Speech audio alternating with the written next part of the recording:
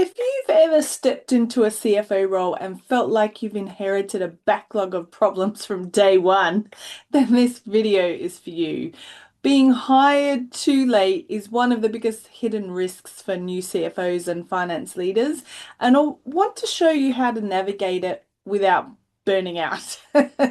So, one of the most common and maybe least talked about problems with new CFOs or finance leaders face in startups and scale-ups is this. You you arrive too late. Not late in your career, but late in the company's trajectory. So by the time you join, the cracks are already there. So the data is probably quite messy, cash is certainly tight. Forecasts are optimistic at best or non-existent at worst. Controls are pretty light, and what should have been built gradually now needs fixing pretty quickly.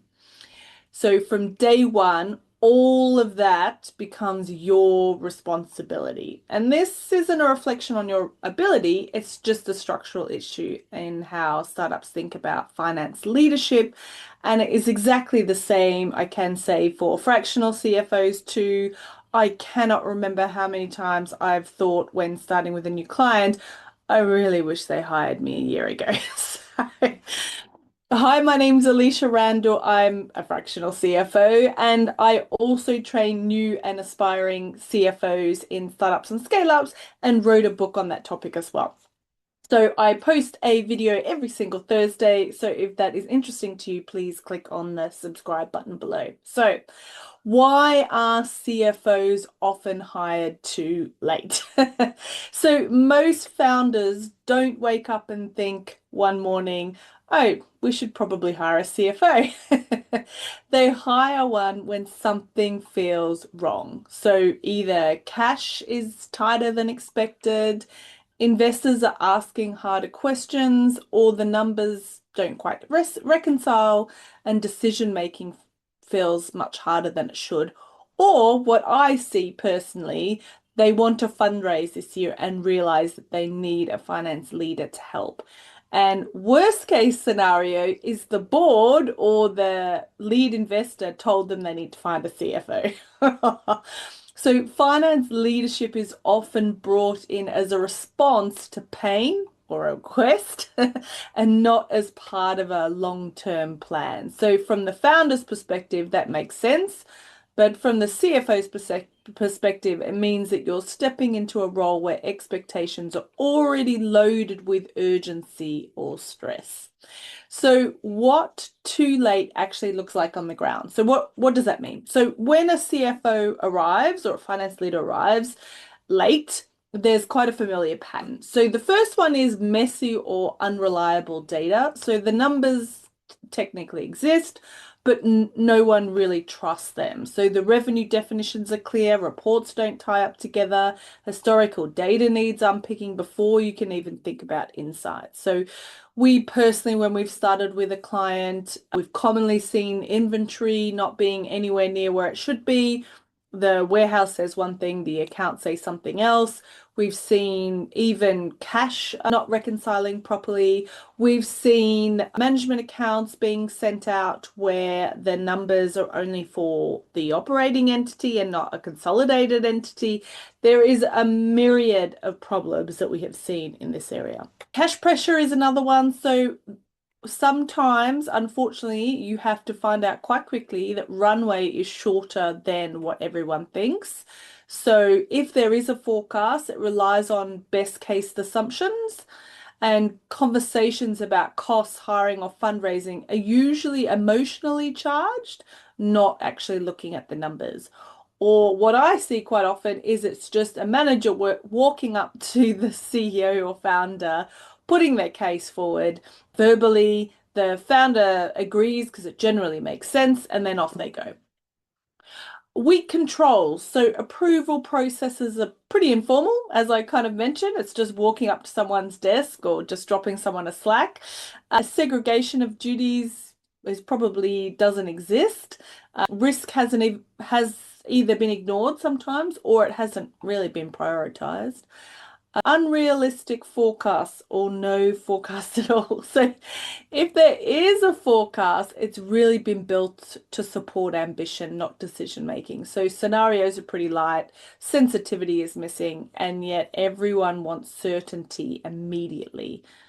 None of this is unusual, but when you inherit all of it at once, particularly when you've started at a new company and you want to show your worth and you're quite keen to get everything in order, the role becomes far heavier than the title suggests.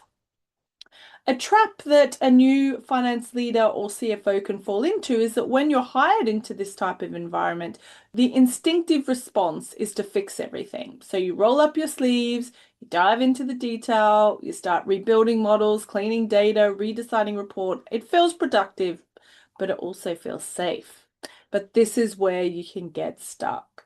So instead of being positioned as a leader, you become the person fixing historic issues at speed, and the business sees activities, but not necessarily progress. So you might be working really hard fixing a lot of things, but the people in the leadership team and other managers might not realize how hard you're working and how much you're doing. And because a lot of it is fixing historical things, they may not understand what you're doing, which sounds harsh, but I have personally experienced this.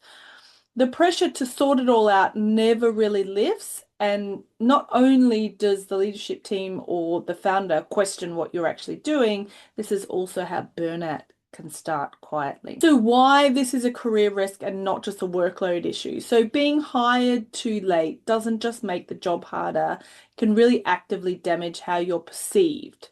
So if expectations aren't reset early, you get judged on legacy problems, you're seen as operational, not particularly strategic, and you spend months stabilizing instead of leading. Not only that, from you personally, your confidence can really get eroded even when you're doing good work. So for first-time CFOs especially, this can knock belief at exactly the point when you need it most. So what should you do differently?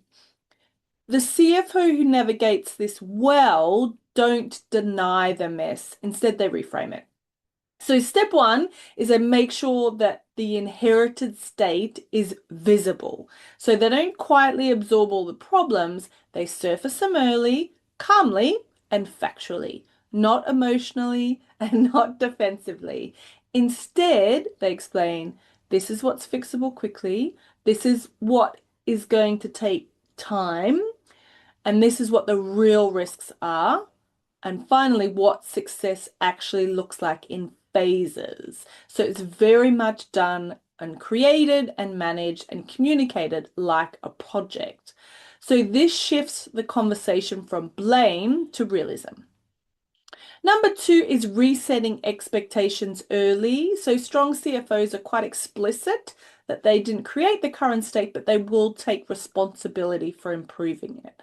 So that distinction absolutely matters. So frame the first 90 days around stabilization, understanding, not instant transformation. And this protects the credibility and also builds trust. If you are interested in seeing a bit more detail around what the first 90 days should look like in a CFO or finance leadership role within a startup or scale up, I have already done a video on this and you can check that above or below. Number three is prioritize ruthlessly. So unfortunately, I mean, we all know not everything can get fixed at once. So instead, you really want to focus on the things that are important first. Cash visibility is absolutely number one. That is the first thing that needs fixing. The other things worth focusing on is data reliability at a high level. The few controls that can generally reduce risks, such as bank detail changes, when a supplier asks for a bank details to be changed. That's a perfect example of where you can get fraudulent activity. So just knuckle that down early. And then everything else goes on a roadmap. So again, it's leading it like a project, not avoiding it and just trying to fix everything at once, all hands on deck. It's just being very strategic on this is what we're going to do this month and this quarter, etc.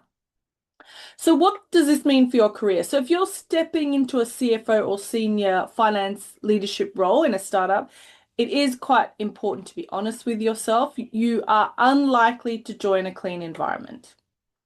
I can tell you right now, particularly because we're early stage as fractional CFO. So even though you're early stage and the business hasn't been around very long, we never start with a perfectly clean company. We know we're going to enter the company with a mess. So the question isn't whether there are problems. The question is whether you recognize what you're inheriting, protecting yourself from unrealistic expectations, and position yourself as a person who brings structure, not just fixes. So if you don't do this consciously, the role can become reactive and firefighting very quickly. So if you're not a CFO yet, but aiming to be one, then this is definitely worth paying attention to. Many finance leaders think the step is about technical capability, but reality, it's about judgment and communication, particularly communication. So understanding where finance leadership is being hired and why is part of protecting your career trajectory. So being hired too late doesn't mean you can't succeed, but it does mean you need to lead quite differently from day one. So I'd be quite mindful of that when starting within a startup or scale up.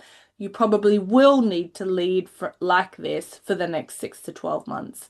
So most CFOs don't struggle in a new role because they lack skill. They just struggle because they arrive in a business that waited too long to bring finance leadership in.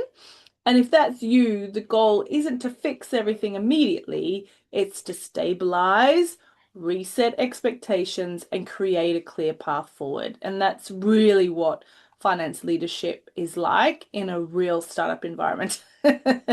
So if you want to become a confident and strategic finance leader in a startup within the next 12 months, then I've got a 3-step plan for you. The first one is to subscribe to this YouTube channel where I give weekly practical tips and talk about startup finance leadership. There is a video every single Thursday. Number 2 is to take a look at financial leadership fundamentals, how to become a CFO in a startup or scale up, where you get clear on what's expected of you and how to show up a leader, as well as actions that you can implement immediately. And the final one is to join the Financial Leadership Fundamentals course to really fast track your growth with structure, support, and strategy that works in the real world. So thanks so much for watching this week, and I'll see you in the next video. Cheers.